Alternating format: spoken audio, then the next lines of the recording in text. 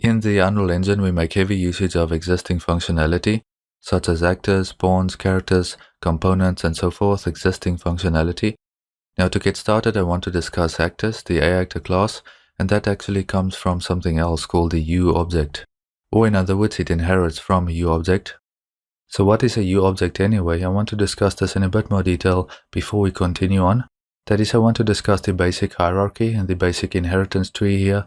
That is for the actor, because we will really be focusing on actors in this first lesson, and eventually also the pawn, so that we can have some input from the keyboard and move stuff around, such as a pedal or something like that, or something that is not necessarily a complex character, because a character is also a pawn. So of course this is not the entire inheritance hierarchy, the entire tree here. We are just focused on these things for right now. Eventually I have to discuss components and so forth as well. But to get started, a UObject is basically an Unreal Engine class. It is the base class for game objects in Unreal Engine. These cannot be placed in a level, and they are not actors, and they are not pawns. I'm also discussing these things here because if you are not familiar with inheritance or parent-child relationships and inheritance, then you will have to refresh those concepts. I'm not going to introduce all of those basics in this section here in this lesson. I'm expecting that you are already familiar with those ideas and those C++ programming features. So a UObject is not an actor, and it is not an A pawn either. Now at this point you should also be familiar with what an actor is. An actor can be placed in a level.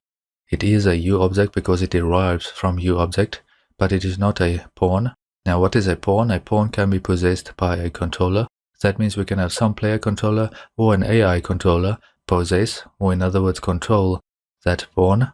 Now an A pawn is a UObject, and it is also an A actor.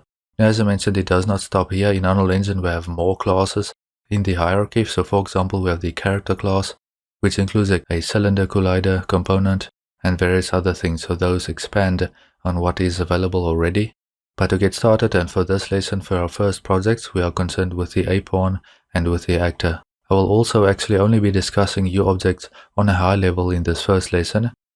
We may come back to that in a future lesson to discuss how to actually instantiate those and use those in blueprints in a bit more detail in the case where you want to use those maybe as data containers.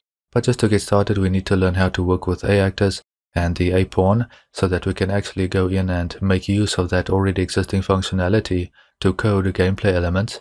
And then as I mentioned, in the future we can go back and we can make use of UObject and so on, and maybe start from a cleaner slate, from a cleaner class, to create more custom functionality. In the next couple of lectures I will discuss how we can inherit from these classes, such as A actor for example, and create our own classes using the wizard that is built into the editor, and that will go through and set up things for us so that we don't have to write and do everything from scratch. Following that, we will discuss some of the default includes and some of the macros, because Unreal makes heavy usage of macros as I mentioned. Alright, so with this we are going to wrap up this lecture. I'll see you next time.